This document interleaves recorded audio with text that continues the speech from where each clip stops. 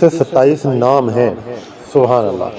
اب ان 26-27 ناموں میں سے چند نام میں آپ کے سامنے ذکر کرتا ہوں کہ جن میں سے سب سے پہلا اس کا نام سورۃ الشفا بھی ہے کہ یہ شفا والی صورت ہے۔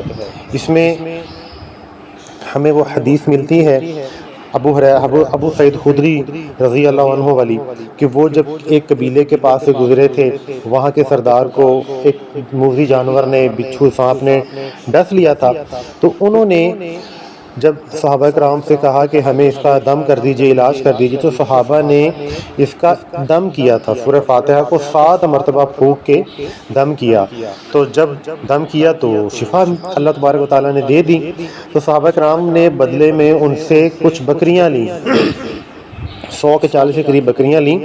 اب صحابہ کرام میں یہ کشمکش تھی کہ ہمارے لیے بکریاں یہ جائز بھی ہیں کہ نہیں ہیں۔ اللہ کے نبی سے جب پوچھا تو اللہ کے نبی نے بڑا ایک مزاح والا اور خوبصورت جواب دیا۔ آپ نے فرمایا کہ تمہیں یہ دم میں نے سکھایا ہے، اس میں سے میرا بھی حصہ دو۔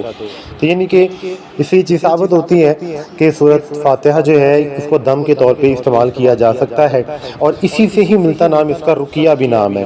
رقیہ کا مطلب بھی دم کرنا، یہ جو زمانہ جاہلیت میں جھاڑ پونچھ کے ذریعے ناجائز طریقے سے، شرکیہ طریقے سے دم کیا جاتا تھا، اس کے بدلے میں ایک جائز اور حلال طریقے سے دم جو ہے وہ سورہ فاتحہ کے ذریعے کیا جاتا ہے۔ تو ایک نام سورۃ الشفا ہے، ایک اس کو سورہ رقیہ بھی کہا جاتا ہے، ایک اس کا نام سورہ فاتحہ تو ہمیں پتہ ہی ہے۔ فاتحہ کا مطلب ہوتا ہے کھولنے والی کتاب، چونکہ آپ کو پتہ ہے کہ کتاب کی جو اوپننگ ہے، شروعات ہے، وہ اس سورت سے ہو رہی ہے۔ جب ہم قرآن مجید کی پہلی سورت دیکھتے ہیں تو ترتیب کے لحاظ سے جو ہمارے پاس قرآن موجود ہے، پہلی سورت سورہ فاتحہ ہے، کھولنے والی۔ اور دوسرا اس کا مطلب یہ بھی ہے کہ سورہ فاتحہ کو جتنا زیادہ آپ پڑھیں گے، آپ کے دل اور دماغ کو کھول دے گی، دین کے اسلام کے لیے، سمجھنے کے لیے، فہم کے لیے، دین کے لیے اللہ تبارک و تعالیٰ آپ کے سینے کو، آپ کے دل کو کھول دے گا۔ تو اس کا مطلب کھولنے والی صورت بھی ہے۔ ایک اس کا نام سبع مثانی بھی ہے، یہ صورت قرآن مجید کی صورت میں اس کا نام آیا ہے۔ سبع مثانی کا مطلب ہے کہ زیادہ بار بار پڑھی جانے والی 7 آیات۔ اب بار بار پڑھی جانے والی 7 آیات قرآن مجید میں یہی ہیں، یہ سورہ فاتحہ کی 7 آیات ہیں، اور بار بار پڑھی جانے کا مطلب یہ ہے کہ آپ دن میں 17 رکعتیں جو ہیں وہ فرض نماز کی پڑھتے ہیں۔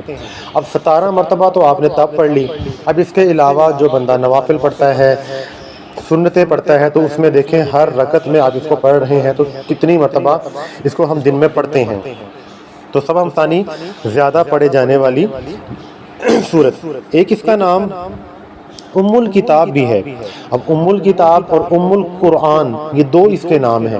ام القرآن اور ام الکتاب کی کوئی کتاب کی ماں اور قرآن کی ماں، یعنی کہ قرآن میں آگے چل کے جتنے بھی مضمون آگے اللہ تبارک و تعالیٰ نے بیان کیے ہیں، ان تمام مضامین کا جو ایک خلاصہ ہے، ایک سمری ہے، وہ اس صورت کے اندر موجود ہے۔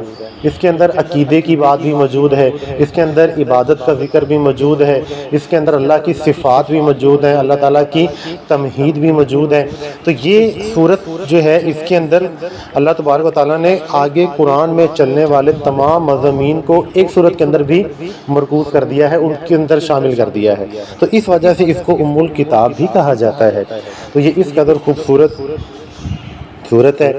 تو اس کے بعد جب ہم اس کو پڑھیں گے تو آگے چل کے اگلی ویڈیو میں انشاءاللہ آپ کو پتہ چلے گا کہ اس کے اندر الفاظ کس قدر خوبصورت ہیں۔ اور اس کا ایک نام یہ بھی ہے کہ اللہ تبارک و تعالیٰ نے کہا ہے کہ یہ صورت میرے اور بندے کے درمیان تقسیم ہے۔ سبحان اللہ۔ تقسیم کیسے ہے کہ جب آپ سورت کی پہلی آیت پڑھتے ہیں، اللہ تبارک و تعالیٰ اس کے بدلے میں جواب دیتے ہیں کہ الحمدللہ رب العالمین۔ جب یہ کہتے ہیں تو اللہ تعالیٰ کہتے ہیں کہ میرے بندے نے میری تعریف کی۔